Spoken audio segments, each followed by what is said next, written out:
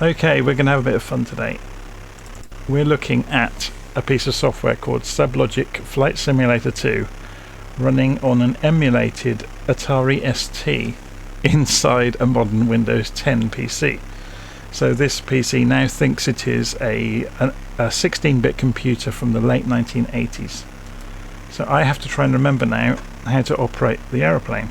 So this is the forerunner of Microsoft Flight Simulator 2020. This is one of the earliest forerunners of it. So we have to hold the left mouse button on and press forwards. I think we spawn at Oakland on the edge of the San Francisco Bay. Not that you would be able to tell that because the screen is being rendered at 320 by 200 pixels, which was the low resolution on the Atari ST. So we're doing about 70 knots, so we're going to pull back gently.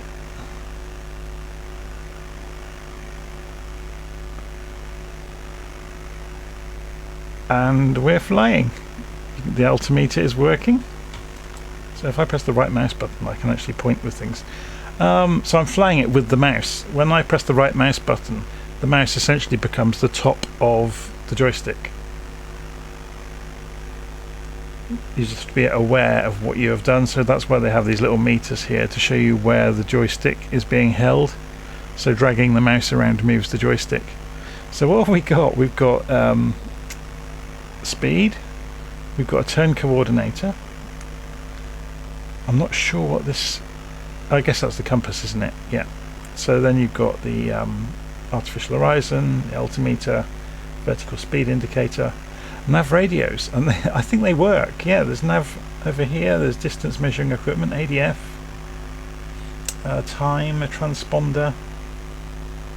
For some reason it's showing zoom as well, and RPM, compass, fuel level. I'm not sure what ET stood for, or maybe it's for time acceleration or something.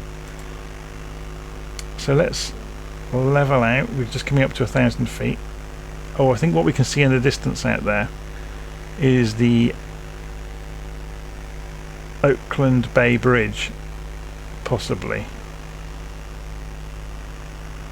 So I'm going to press U, which will make the gear go up. I think I can press S for spot plane. So spot plane view, this is where it started. I press T to go back to the cockpit.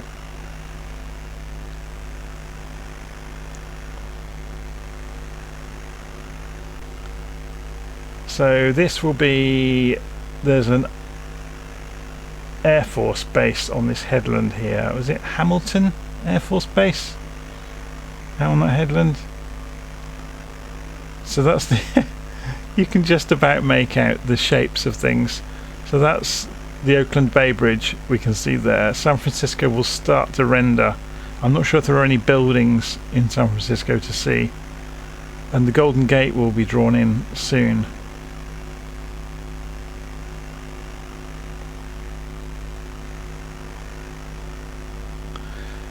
The simulator, as far as I remember, also simulates a Learjet as well as a Cessna, and the Learjet is just essentially a faster Cessna, and it makes a hissy noise instead of a horrible kind of, well, how would you describe that noise that it's making?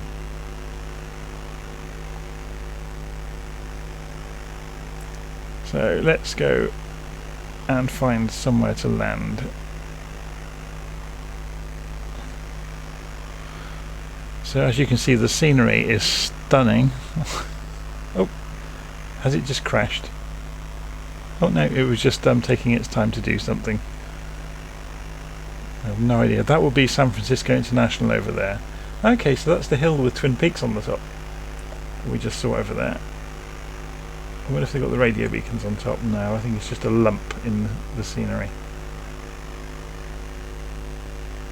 So that will be San Francisco International. If we turn back round, we should see Oakland then, that we just flew out of.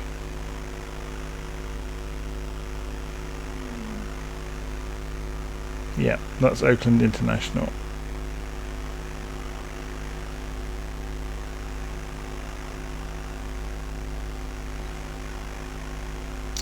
So, oh, we have some buildings. Oh, look at the quality of the graphics. Okay, let's see if we can land at Hamilton.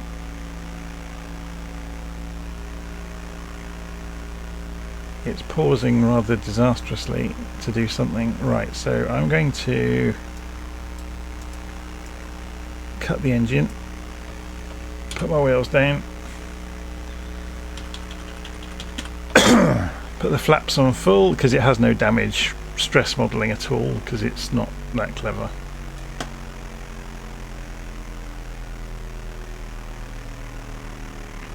Oh, and it's pausing again. I have no idea why it's pausing. Oh, it's getting ready to draw lines on the runway. So we're down to 60 knots.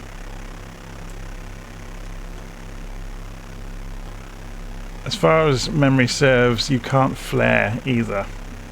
You kind of just have to fly it into the ground. So we'll see what happens with that.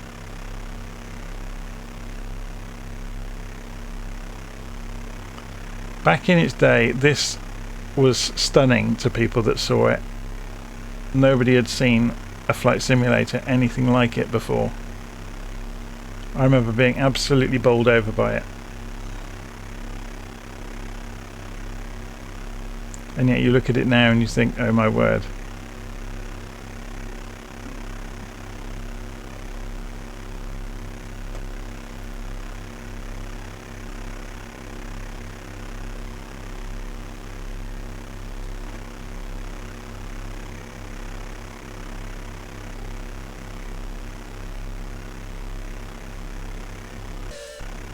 There we go, and I'm down.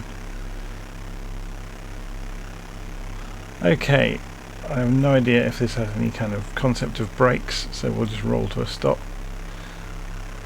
If I remember correctly, you can move these windows around. And then you can go view, and you could say secondary 3D view. And you could say view spot plane, for example. So you could have the spot plane in one view and the runway in another. Obviously it's taking quite some time to move the camera back to where the aircraft is, and you can see the group of 5 pixels is slowly getting more organised. So this is so difficult to explain how revolutionary this flight simulator was in its day. And yet you look at it now and it's laughable. But this was, you know, the best thing out there.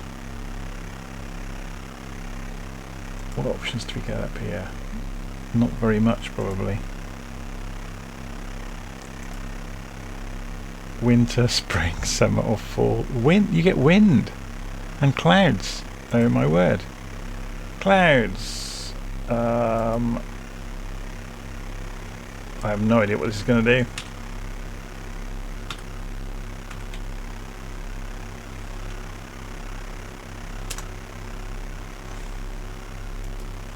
Clouds 10 or 1000. Base 800. Oh yeah, that's given us a nice sheet of grey instead of blue sky. Wonderful. So yeah, any concept of kind of spotty clouds is gone. So cockpit, tower, track and spot view. Tower was C then. View direction, so you can look.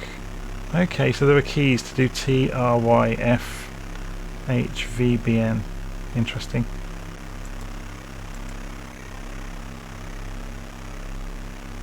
Could have a jet. Oh, that was World War I Ace, I forgot that. And you could do multiplayer with a null modem cable. So you have 2 computers, wire them together, and you could do multiplayer together. So anyway, there you go. That's Flight Simulator 2 by SubLogic. The great grandfather of Microsoft Flight Simulator 2020. I'm going to stop recording there.